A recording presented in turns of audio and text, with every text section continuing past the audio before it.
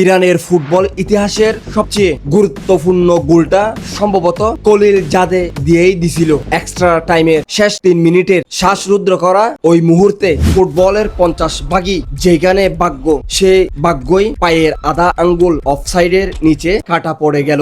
বল গিয়ে লাগলো বারে, পেনাল্টি মিস হয়ে গেল। বেলজিয়াম হলো গ্রুপ চ্যাম্পিয়ন।